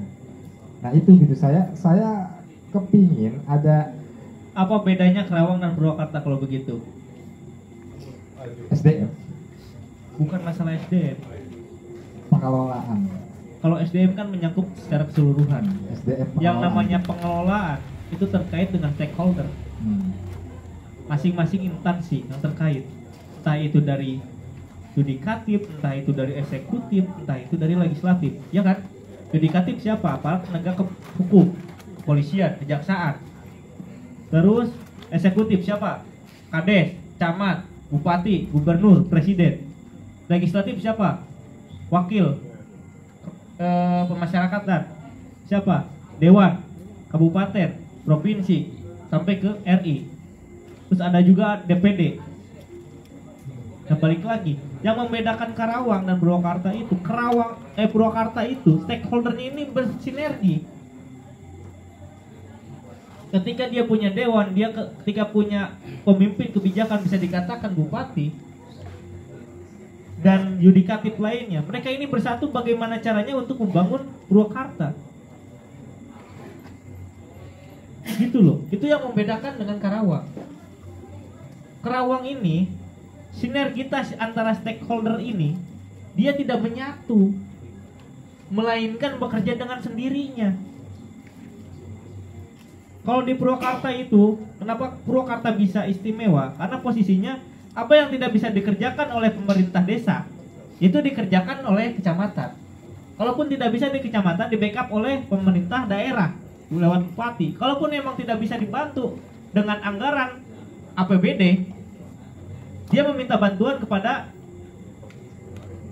dewan daerah. Kalaupun memang tidak bisa di backup dengan dewan daerah tersebut, dia meminta bantuan ke provinsi. Pada akhirnya apa? Purwakarta menjadi istimewa. Nah, kalau Karawang ingin menjadi sesuatu hal yang sama seperti kayak Purwakarta, padahal Karawang itu punya anggaran 2 kali lipat dari Purwakarta, PAD-nya, APBD-nya juga sama, 2 kali lipat, sangat jauh. Tapi Purwakarta bisa teritorial kotanya juga, tata letaknya juga bagus, rapi. Tapi kenapa Karawang enggak? Begitu ya. Karena nggak ada sinergitas. Jadi Purwakarta itu dulunya karena bisa seperti ini, memanggil semua stakeholder yang orang Purwakarta yang bekerja jadi anggota dewan daerah, dewan provinsi, dewan RI, semua gabung sini. Bupati, kepala desa, Pak Camat, datang semua stakeholder. Membicarakan apa yang bisa kita bangun untuk Purwakarta. Nah, kita itu butuh ruang seperti itu. Butuh antara penyatuan sinergitas antara para pemimpin kita. Jangan bekerja masing-masing. Yang terjadi di Karawang apa coba? Saling tuduh-menuduh, saling cuci tangan. Jalan provinsi aja rengas dengklok ke Tanjung Pura ke rengas dengklok aja masih goyang, abong-abong Karawang boga goyang Karawang kan gitu. Jadi jalannya jadi goyang. Ya, artinya apa? Tidak ada komunikasi yang tuntas dan sinergis antara stakeholder kita. Yang penting gua aman. Itu yang terjadi pada para pemimpin kita. Ya mungkin kedepannya saya berharap, makanya apa? Dengan adanya pemuda yang ada di sini, saya mendoakan mudah-mudahan kalian nanti ada keterwakilan menjadi anggota dewan. Amin. Bisa menjadi kepala desa, bisa menjadi bupati, bisa menjadi gubernur, bisa menjadi presiden. Kan bangga orang Karawangnya. Kalau presidennya dari Karawang. Membalik lagi, sebelum kita ada kesempatan tersebut, kita harus menyiapkan diri kita. Karena hal itu bisa terjadi, bisa goals, karena memang mempunyai kesempatan dan mempunyai kesiapan. Kalau ada kesempatan kitanya nggak siap, nggak bakal terjadi harapan kita. Kalau kitanya siap tapi kesempatan yang nggak datang, ya nggak bakal terjadi juga. Jadi gitu lah. Jadi balik lagi pada Karawang dan Purwakarta, ya kalau misalnya Karawang pengen lebih maju dan berkembang, lebih bagus tata kotanya gitu, terus kebijakannya, stakeholder semua harus berkumpul. Siapapun orang Karawang yang merasa dia orang Karawang, panggil, kita duduk bersama, kita membicarakan bagaimana nih Karawang buat konsepan ke depannya, kan gitu ya. Tapi pada prinsipnya ya sekarang jalannya masing-masing gitu. Itu yang membedakan Karawang dan Purwakarta. Gitu ah. Selanjutnya, karena ya jam juga udah jam 22.16 menit, jam 10 lewat gitu.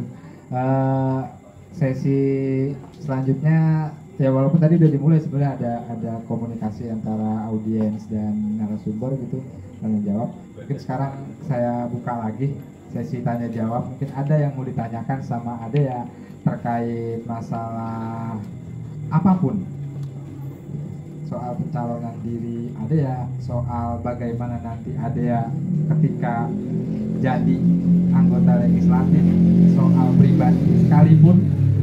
Mungkin barangkali kalau misalnya ada ya bersedia menjawab, silakan saya lempar ke audiens. Barangkali ada yang mau bertanya. Ayo, mangga. Assalamualaikum warahmatullahi wabarakatuh. Waalaikumsalam. Salam kenal ya Ade ya. Siap. Jadi nangkeplah sedikit-sedikit ya obrolan tadi, meskipun datangnya ketinggalan, soal masalah SDM gitu kan, yang katanya orang Karawang susah diatur, akhirnya kesempatannya nggak ada ya. Dikatakan tadi juga ulah oknum gitu ya. Tapi dijawab juga sama Dea, ya karena memang balik lagi sampai yang stakeholder untuk masalah tata kota, berarti kan memang si pemangku otoritas untuk merealisasikan ini yang layak kerja siapa gitu kan. Sebetulnya semua anak muda, semua lulusan sekolah itu kan punya kesempatan yang sama harusnya ya, punya hak yang sama betul kan, dan dilindungi oleh undang-undang. Tapi ya memang akhirnya yang saya serap memang panggilan hatinya Dea yang dari sedikit saya tahu untuk karir politiknya nggak begitu fokus, padahal begitu ya, cuma karena panggilan hati ini sampai ada bukunya pun yang mau nulung tapi mentung. Itu kan benar-benar orang yang jiwa sosial yang tinggi lah, ada ya, salut saya. Berdasarkan nurani, terpanggil hatinya, pengen nolong, berani terjun di politik. Nah, saya sih saran ya, ada ya, kayak gini kebanyakan tadi kita coba tanya di sini hak pilih masih pemula atau yang sudah pengalaman, ternyata lebih banyak pemula. Nah, di partai politik itu kan pada dasarnya media sebagai media lah untuk pencerah kepada masyarakat agar sadar politik ya. Ada bilang jangan cuma jadi penonton, tapi kita harus jadi penentu. Kita ini anak muda, tapi yang saya perhatiin anak muda ini diem nggak ngerti kebanyakan ada ya. Nah, saya pengen begini, ada ya ngasih pencerahan nih.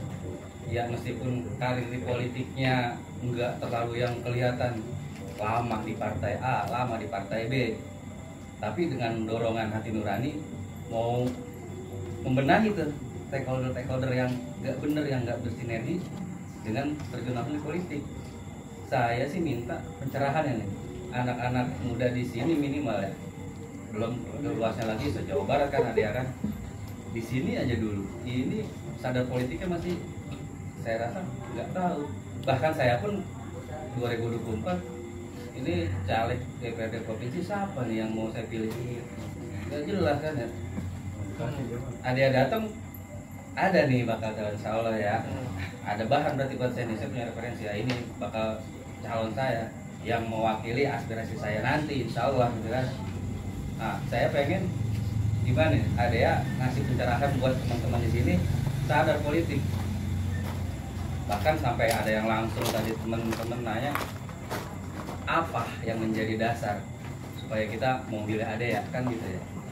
Sekarang sadar politik aja dulu, mau datang mau nyolok itu di situ aja. Sekarang kayaknya memang anak muda gelap gitu ada ya. Padahal di Jawa Barat dari berapa tuh hak pilih 34,7 ya, juta ya, paling banyak ya, dan 40%-nya anak muda. Itu malah kayak saya sih apa ya, mungkin risetnya sih enggak terlalu serius, cuman saya lihatin kayaknya belum tersentuh nih, apalagi yang pemula yang belum ngerti gue milih buat apa kan gitu ya. Nanti gue pilih ya yang udah juga katanya begitu juga kan gitu ya. Apalagi masalah kesempatan kerja pun yang ada orang Jawa lagi yang banyak di kampung kita, padahal masalah SDM sama dia, masalah bandel tawuran itu yang mabuk, padahal mah itu mah sama terlalu naik. Kita kalau bilang mereka mah suka mabuk masa tawuran, bohong. Bandel mah sama, anak muda semua ya. Dulu saya bandel, sekarang udah hilang karena ya udah memang hilaf bro. Iya, cuman karena kesempatannya ini stakeholdernya nggak ngasih gitu kan. Padahal saya dulu pernah pengalaman kerja ya, saya lulusan SMA IPA.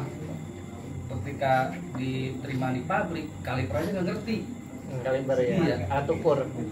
Tapi setelah 2 bulan, 3 bulan kerja sampai 1 tahun, mesin CNC saya nggak pakai ngeliat aja, offset setting bisa, bahasa Jepang sedikit-sedikit ngerti. Berarti kan kalau memang ada kesempatan ya diberikan kesempatan untuk kita hak yang sama, ya tenaga kerja mah nggak mesti terdidik ya, terlatih pun bisa jadi pinter. Iya. Gitu.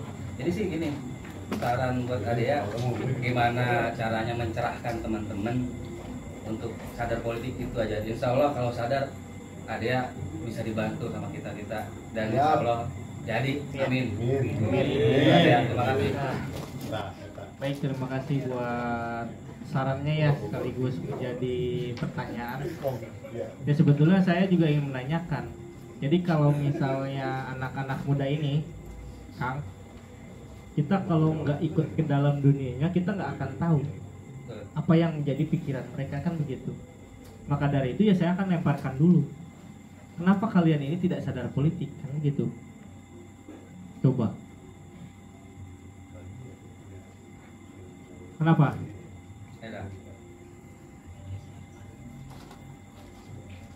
Coba ada yang mau ngasih alasan? Kenapa kalian nggak sadar terhadap politik? Enggak ada yang ngajarin.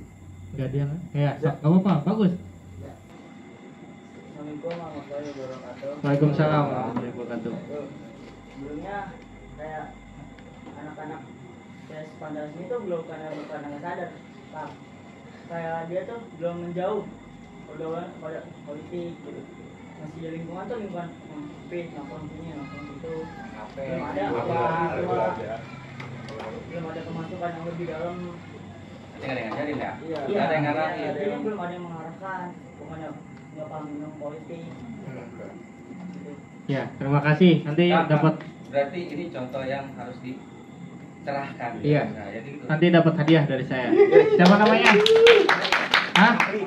Fahri ya? Ya. Makasih udah berani. Nah, ini perlu saya mendapatkan jawaban seperti ini terhadap pemula ya. Tapi yang dinamakan pemuda kan balik lagi ke Karang Taruna, usia 40 juga kan masih dikatakan pemuda. Mungkin yang dibahas di sini sama si Akang itu pemula ya. Karena memang posisinya tidak ada yang mengajari. Nah, makanya kita sangat bersyukur hari ini Rijal, ada siapa? Arul mengadakan edukasi terhadap politik sehingga mereka ini mengerti apa yang harus dilakukan, kan begitu. Ya mungkin tantangan saya untuk kedepannya, saya harus lebih banyak bertemu dengan para pemula ini yang kemudian tadinya acuh tak acuh menjadi acuh, kan itu. Yang saya katakan tadi mengenai kepercayaan mereka untuk supaya milih saya gitu, terus agar mereka sadar politik, kan tadi saya sudah tekankan bahwa segala politik itu, di dalam politik itu, dalam segala kehidupan itu sudah terjadi. Cuman kalian sadar nggak sadar, itu sudah terjadi.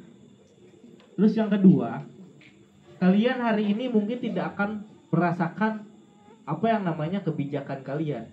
Kebijakan wakil kalian ataupun pemimpin kalian 5 tahun ke depan. Tapi nanti setelah 5 tahun ke depan, kalian akan merasakan, oh iya, kalau gua milih dan orang itu jadi, ya mungkin nasib gua nggak bakal seperti ini, kan begitu ya. Karena balik lagi, sesuatu itu kalau misalnya tidak dipegang sama ahlinya, tinggal tunggu kehancurannya. Ya mungkin perannya gini, Kang, seharusnya para wakil rakyat ini memberikan edukasi kepada para pemula, bukan hanya datang kepada emaknya sama bapaknya, kan begitu ya. Tapi memang mereka ini perlu diberikan edukasi. Bukan mereka acuh tak acuh karena mereka belum ada masuknya pembelajaran mengenai pemahaman terhadap politik itu tersendiri, kan begitu. Tapi kalau yang saya yakin ketika kalian datang hari ini dan kalian peduli gitu, yang tadi yang nggak peduli jadi peduli, saya yakin kesadaran itu akan mulai muncul dalam pikiran kalian. Jadi yang saya perlu tekankan buat para pemula, saya yakinkan karena saya lebih dahulu hidupnya ketimbang kalian. Ketika kalian salah memilih ataupun tidak memilih, itu adalah sebuah dosa yang nanti 5 tahun bisa kalian rasakan baik dan buruknya. Mungkin itu.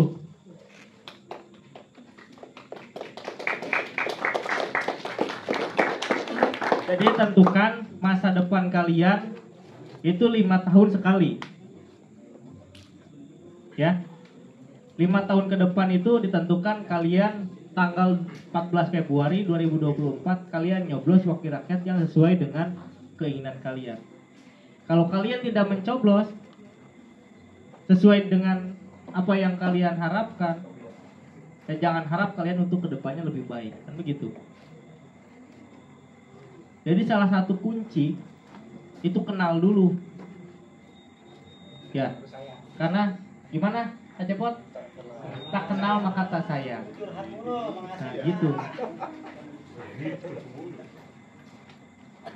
Dan satu yang jadi pemahaman lagi ya, ternyata Jawa Tengah, Jawa Timur, dan kepulauan-kepulauan yang lain itu tingkat kepemimpinan pemuda itu sangat tinggi ya, sangat tinggi.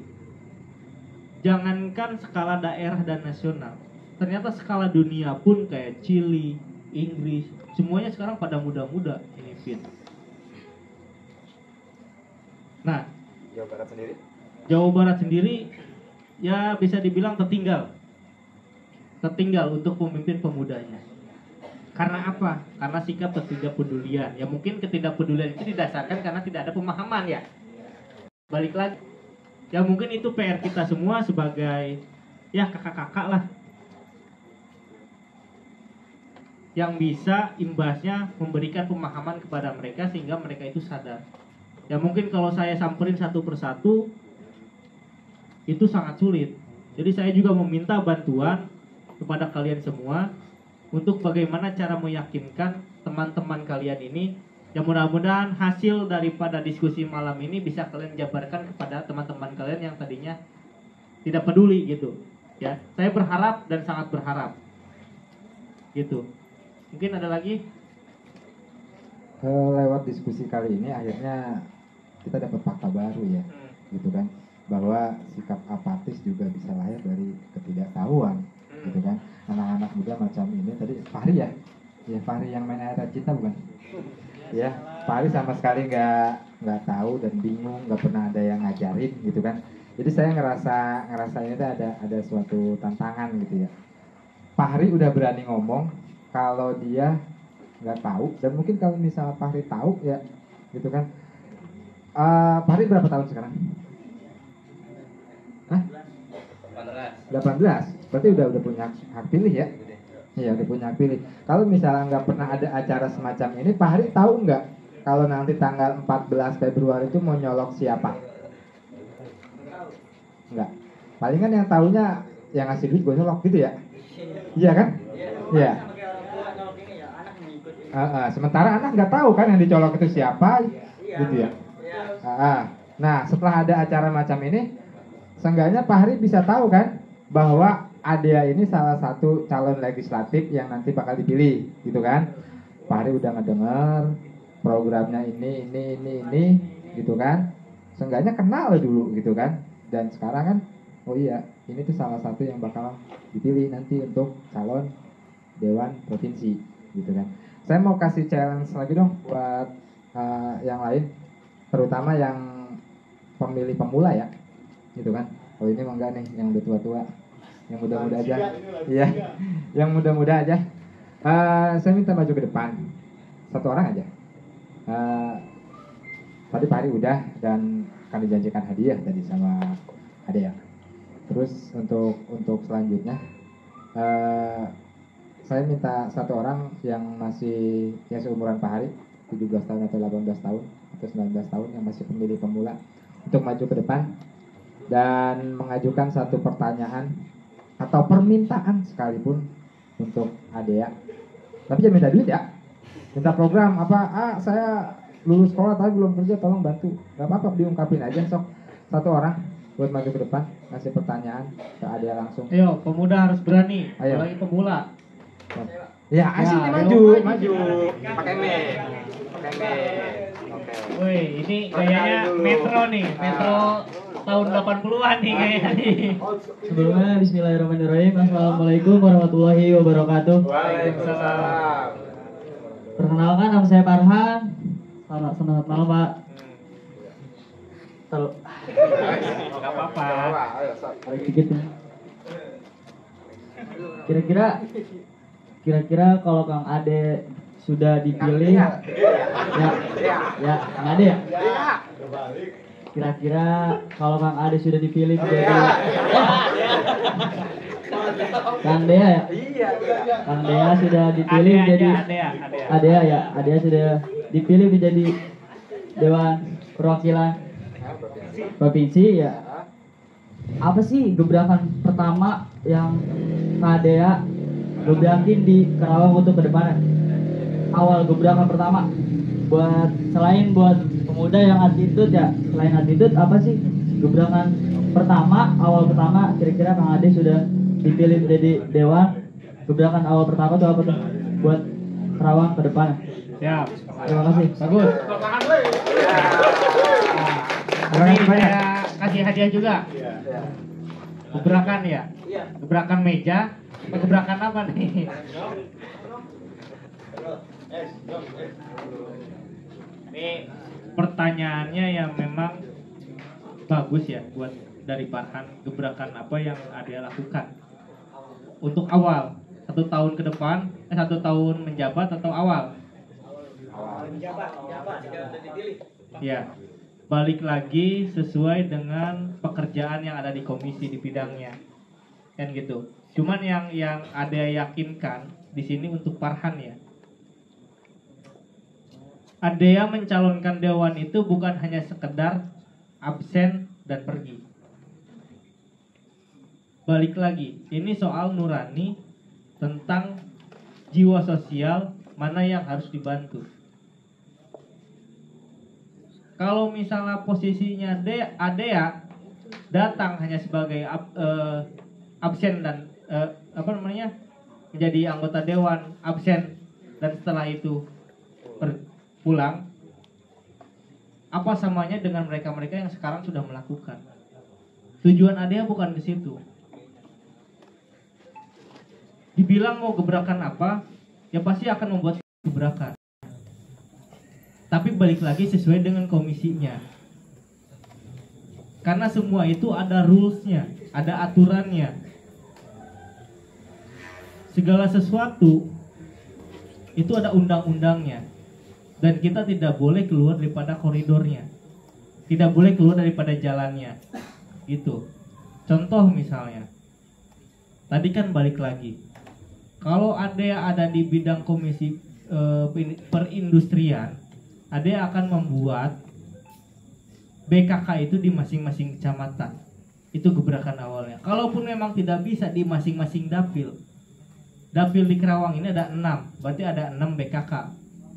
Nah, di sisi lain, sebelum Adea membuka PKK, Adea perlu yang namanya menyiapkan untuk sumber daya manusianya orang Karawang itu sendiri. Nah, jadi itu. Nah, di sisi lain juga, seiring meningkatkan sumber daya sumber daya manusia, Adea akan kerjasama dengan para sekolah. Kalau kejuruan itu tidak akan difokuskan. Yang akan difokuskan itu kepada SMA-nya. Karena SMA itu tidak mempunyai skill dan keterampilan untuk bekerja. Sementara untuk mempunyai skill, kemampuan dan dalam bekerja itu ada di SMK, ada di kejuruan ya. Nah, di situ. Nah, terus di sisi lain juga, selain daripada industrialisasi, Adea juga ingin menciptakan atau membangun suatu hubungan sinergitas antara para pemimpin kita, agar kemudian para pemimpin kita ini duduk bersama, diskusi bareng seperti hal yang kita sekarang ini lakukan, untuk berbicara dan melakukan suatu tindakan untuk kebaikan Karawang ke depannya. Dan itu yang mungkin akan Adea lakukan. Gitu. Paham nggak, Farhan? Jadi intinya gini ya, balik lagi nih, ini juga harus ada edukasi tentang legislatif ini ya. Jadi legislatif itu mempunyai 3 fungsi, Farhan. Yang pertama itu dalam hal membuat aturan, membuat undang-undang. Itu yang pertama tugasnya. Yang kedua, anggota legislatif itu mempunyai tugas penganggaran. Penganggaran itu apa? Tahu nggak? Kalau proposal tuh ada anggaran. Membuat suatu biaya, perincian biaya. Nah, kadang-kadang yang ketiga ini yang sering dilupakan sama anggota legislatif. Yang biasa disebut controlling, pengawasan. Padahal pengawasan juga tidak perlu pentingnya, tidak kalah pentingnya dengan membuat undang-undang dan melakukan suatu rincian anggaran. Contoh misalnya gini, Farhan waktu dulu pernah sekolah kan. Farhan diatur sama orang tua untuk Farhan sekolah. Ketika Farhan sekolah, Farhan dikasih uang, iya kan? Kata Farhan, "Ma, ini kurang, buat bensin aja nggak cukup, apalagi buat beli batagor," kan gitu ya. Farhan menganggarkan kan begitu, mengajukan anggaran, mama menganggarkan, dikasih ke ayahnya, akhirnya dikasih kemauan Farhan. Tujuan mereka itu Farhan menjadi anak yang baik. Tapi setelah Farhan diatur dan Farhan dikasih biaya untuk sekolah, ketika tidak diawasi dan dikontrol oleh orang tua, Farhan akan menjadi baik atau tidak? Nah, selama ini anggota dewan kita yang sudah menjabat tidak melakukan hal yang sifatnya controlling tersebut. Sehingga apa? Masalah-masalah yang di Kabupaten Karawang ini tidak terurai, tidak terselesaikan. Karena apa? Tidak ada penindakan lebih lanjut. Nah, ADEA akan melakukan penindakan lebih lanjut terhadap controlling yang memang diperlukan terhadap pejabat-pejabat eksekutif. Mau itu sekolahnya kepala desa, mau itu sekolahnya camat, mau itu sekolahnya bupati, mau itu yudikatif dari kepolisian dan kejaksaan. Ketika memang mereka tidak sesuai dengan aturan dan undang-undang, di luar daripada koridornya, laporkan ke ADEA, nanti ada yang nyidak mereka. Itu gebrakan kita. Gitu. Cukup, Farhan? Jadi gitu, Pak. Balik lagi kepada pengawasan itu yang memang sifatnya tidak terlalu ketat kitanya. Makanya masalah itu banyak bercabang. Coba kalau misalnya pengawasan dan kontrolingnya itu tepat dan sasaran, ya mungkin masalah itu bisa diselesaikan dan bisa diputus di tengah jalan, tidak menjadi masalah-masalah yang lain. Mungkin itu ya, Farhan ya. Siap. Oke, Farhan, puas sama jawabannya? Iya. Ya.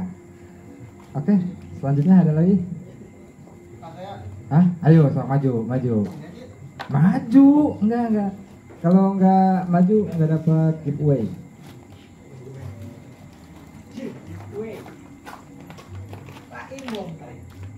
Ya. Mama. Ya, assalamualaikum warahmatullahi wabarakatuh. Perkenalkan, nama saya Muhammad Saifullah. Adakah motivasi untuk pemuda seperti kami agar percaya sama politik? Ya, terima kasih. Terima kasih banyak.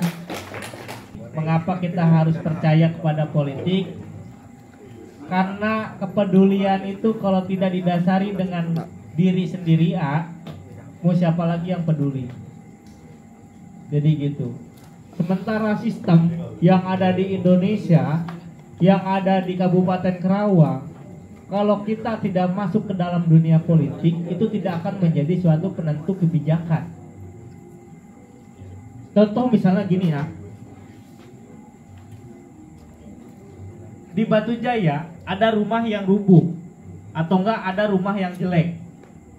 Tanpa kita masuk ke dalam politik, rumah itu tidak akan bisa diajukan. Mau siapa yang dibangun ulang? Mau siapa yang untuk pembaharuan rumah itu? Paling setidaknya kalau kita masuk ke dalam dunia politik, itu bisa kita bantu, yang tadinya rumahnya sudah jelek bisa kita renovasi, dan itu ada anggarannya yang namanya sebut rutilasu gitu, rumah tidak layak huni. Nah, kalau misalnya AA salah untuk memilih orang dan tidak menentukan sikap untuk tidak memilih orang, maka AA tidak akan bisa membantu ketika AA melihat tetangga rumahnya tidak layak huni, sudah jelek, sudah gubuk, sudah reot, begitu. Jadi AA ketika memang mau membantu rumah ini, ya berarti AA pastikan jangan sampai AA tidak memilih wakil AA yang nanti akan menjadi di anggota dewan. Tapi kalau AA memilih, paling tidak, apalagi sudah kenal seperti ini, AA bisa mengajukan dan bisa membantu. Jadi semua sistem yang ada di Indonesia itu terkait dengan politik semua. Jalurnya jalur politik. Dalam penentu kebijakan itu adanya di sistem politik, Kak. Oke, kita bisa nih secara berdikari membantu masyarakat yang membutuhkan. Tapi yang namanya masyarakat Kabupaten Karawang itu ada berapa juta? Gak akan bisa kita bantu semua dengan modal diri kita sendiri. Maka dari itu kita harus dibantu dengan anggaran yang ada di daerah Kabupaten Karawang. Nah, jangan sampai salah anggaran tersebut dikelola dengan orang yang salah, gitu. Jadi mau nggak mau, mengakui tidak mengakui, ya harus percaya terhadap politik. Tapi politik itu kan kembali lagi. Jadi kita balik lagi ya, flashback lagi. Jangan menganggap politik itu kotor. Kotor dan bersihnya itu bagaimana cara pandangan kita. Kotor dan bersihnya itu tentang bagaimana pengaplikasiannya kita. Balik lagi, dalam kehidupan juga yang nama kotor bersih itu ada, ya kan? AA minta bekal, misalnya contoh, ke orang tua buat ada outing kelas. Orang tua ngasih nggak? Ngasih kan? Nah, kalau misalnya outing kelasnya itu nggak ada tapi AA minta bekalnya buat outing kelas, itu apa namanya? Uniko kan? Itu baik apa enggak? Enggak. Jadi bagaimana kita yang menjalankan? Nah, jangan sampai ini salah memilih orang yang akan menjalankan kebijakan tersebut, apalagi sampai tidak memilih. Karena satu suara itu sangat berarti untuk 5 tahun ke depannya. AA bisa membantu saudara AA yang terkena musibah, yang rumahnya tidak layak huni bisa dibenarkan, masjidnya yang jelek bisa dibenarkan, jalan yang rusak bisa dibenarkan, gitu loh, A. Daripada AA tidak sama sekali untuk memilih, gitu. Jadi kalau AA pengen membantu, paling tidaknya jangan membantu saya lah. AA ini membantu tetangga AA yang nanti aspirasinya akan saya perjuangkan, begitu kira-kira, ya. Jadi satu suara AA menentukan untuk 5 tahun ke depan Karawang seperti apa, gitu. Terima kasih.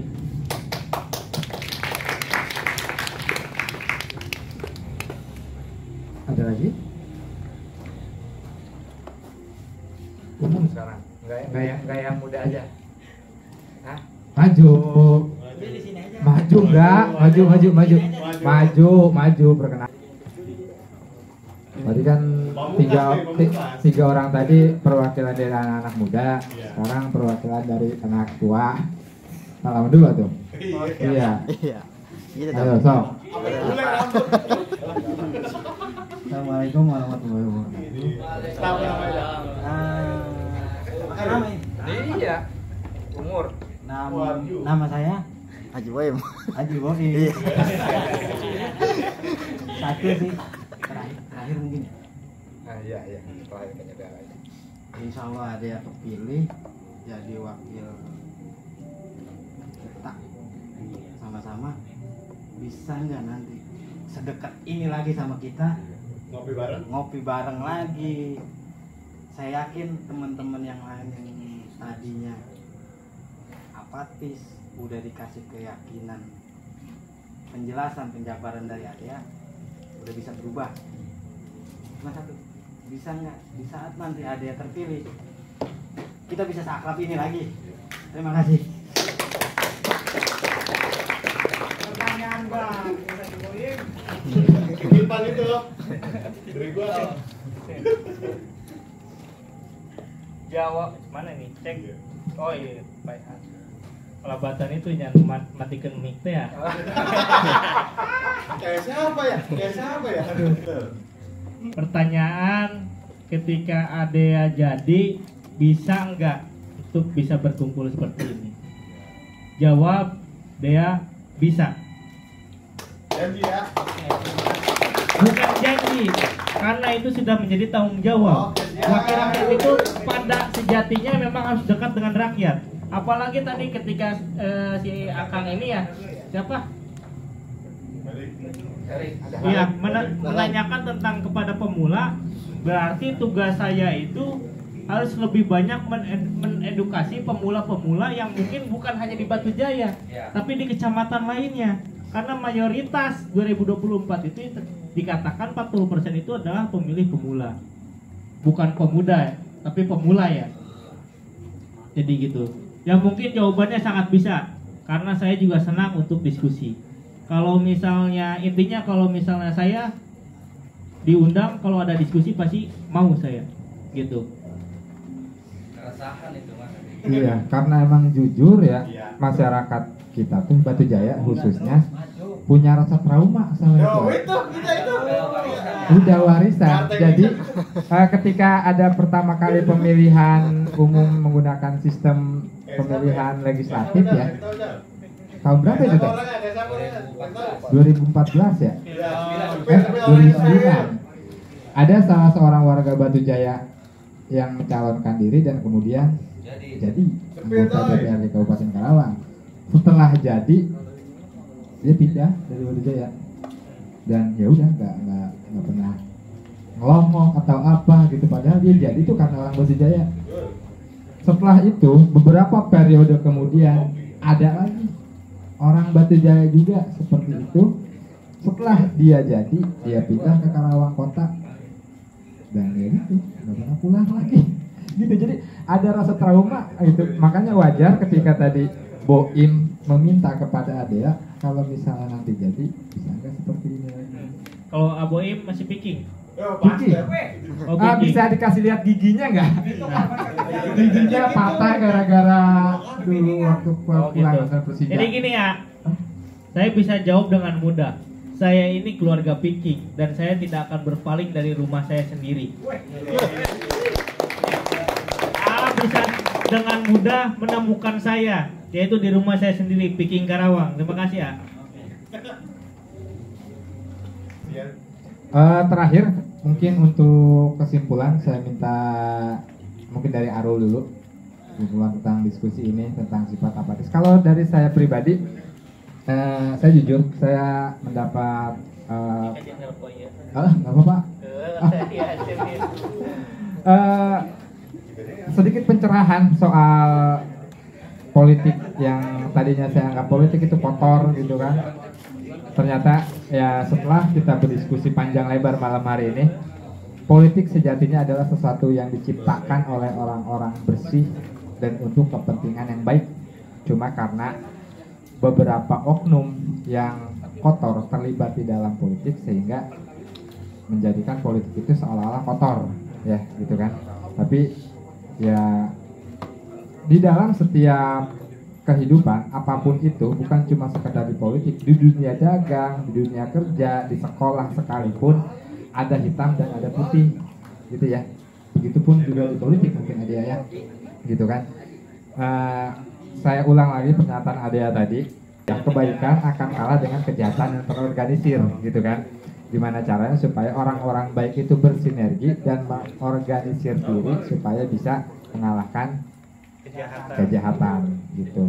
Makanya tugas kita bersama adalah memilih sebanyak mungkin orang-orang baik untuk duduk di gedung parlemen gitu. Dan salah satunya adalah mudah-mudahan Adea gitu kan, bisa menjadi wakil kita yang bisa menyuarakan suara kita nanti di parlemen gitu.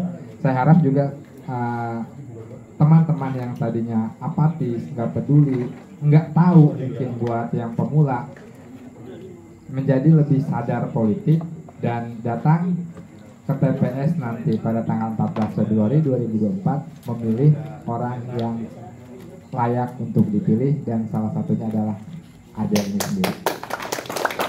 Kesimpulan dari saya itu mungkin ada lanjut kesimpulan dari Arun.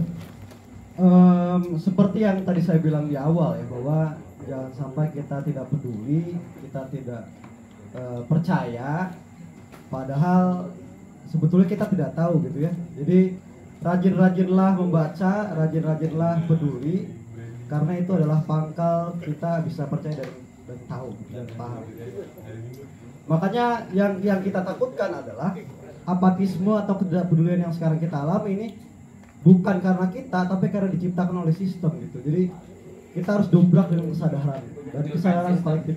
Kalau tadi kita bilang kebaikan akan kalah dari kejahatan terorganisir akan kalah dari kesadaran kolektif, kesadaran bersama. Itu adalah tugas kita bersama.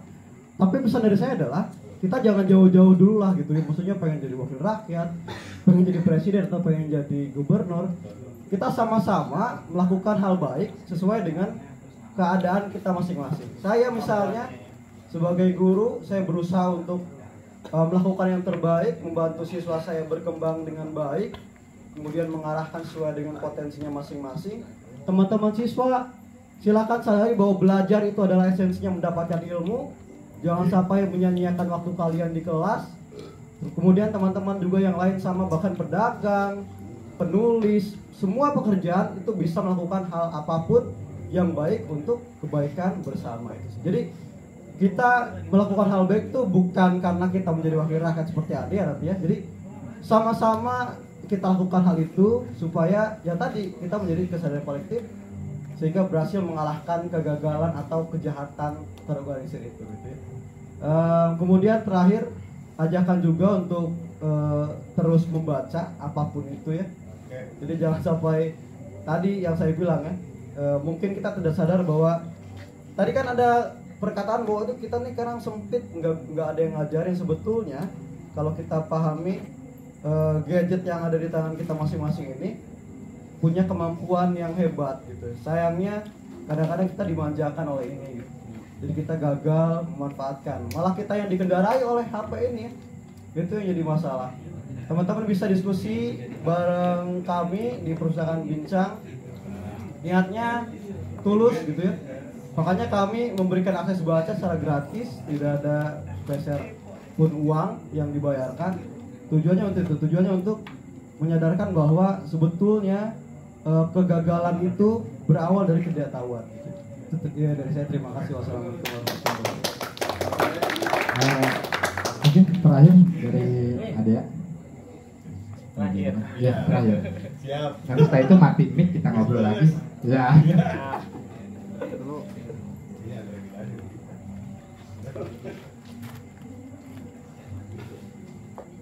Pada dasarnya saya kembali lagi kalau misalnya ke pemuda ya. Kalian ini adalah masa depan bangsa dan negara. Kalian ini adalah penentu bagaimana nasib bangsa dan negara ke depan. Jangan jauh-jauh pada bangsa dan negara, kita khususkan kepada daerah. Apa yang kalian lakukan hari ini, itu apa yang akan kalian dapatkan untuk kedepannya. Ketika memang kalian, apatisme kalian, ketidakpedulian kalian, terus kalian simpan, maka jangan harap ke depan juga masa depan kalian itu peduli terhadap kalian. Jadi kalau kita mau masa depan itu kita peduli terhadap kita, ya kitanya dulu yang harus peduli terhadap masa depan. Makanya itu ada bahasa mengatakan begini. Saya tidak sepakat apa yang dikatakan sama beberapa tokoh nasional lah, bahwasanya pemuda itu yang menawarkan masa depan. Pemuda itu tidak akan menawarkan masa depan karena pemuda itu adalah masa depannya. Maka dari itu bergerak lebih baik, ambil peran sekecil apapun itu demi kebaikan sesuai dengan kemampuan kalian tersendiri. Kalau mampunya kalian untuk memilih orang yang benar, memilih orang yang baik, ya kalian lakukan. Jangan kalian tidak lakukan sehingga 5 tahun ke depan kalian akan menyesal. Mungkin itu yang bisa saya sampaikan. Sekian dan terima kasih. Ya mungkin sekarang juga waktunya sudah malam, waktunya untuk istirahat. Kebetulan saya juga dari pagi sampai sekarang belum beristirahat, belum tidur karena kegiatan dari pagi sangat sibuk sekali. Pertama itu ada kegiatan di Swiss Bail-in tentang Kemensos, Kementerian Sosial, penguatan tentang sumber daya manusia. Terus ada kegiatan juga di Jatisari, Cikalong Wetan, terus tembus ke Majalaya sampai maghrib, dan saya mengakhiri perjalanan kegiatan saya hari ini di Batu Jaya bersama kalian. Nah mungkin itu yang bisa saya sampaikan. Khairul kalam, ihdinas siratal mustaqim, wallahul muwaffiq ila aqwamit thoriq. Wassalamualaikum warahmatullahi taala wabarakatuh.